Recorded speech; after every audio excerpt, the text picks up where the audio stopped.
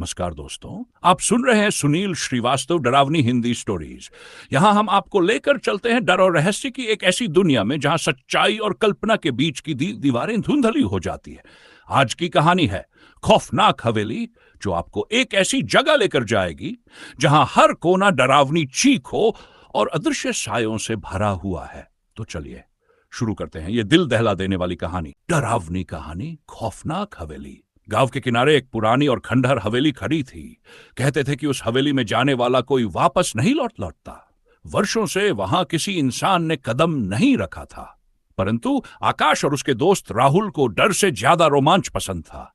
एक ठंडी सर्द रात जब पूरा गांव गहरी नींद में था, दोनों दोस्त टॉर्च लेकर हवेली के अंदर जाने का साहस जुटा चुके थे।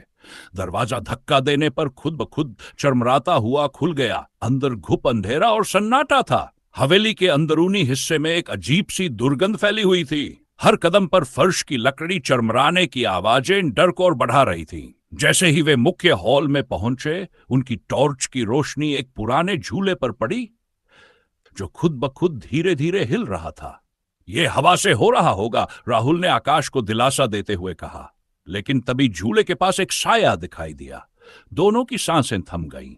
कौन हो तुम? आकाश ने कांपती आवाज में पूछा। जवाब में एक धीमी और गूंजती हुई हंसी सुनाई दी। वो साया धीरे धीरे उनकी ओर बढ़ने लगा।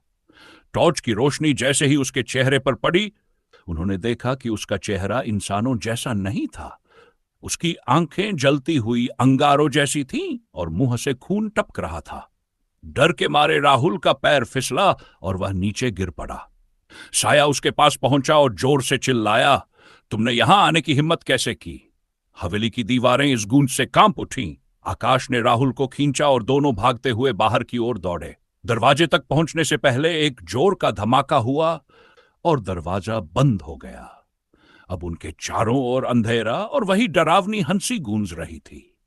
क्या वे इस हवेली से बाहर निकल पाएंगे या फिर उनकी कहानी भी इसी हवेली में खत्म हो जाएगी? आगे की कहानी जानने के लिए जुड़े रहिए हमारे चैनल के साथ।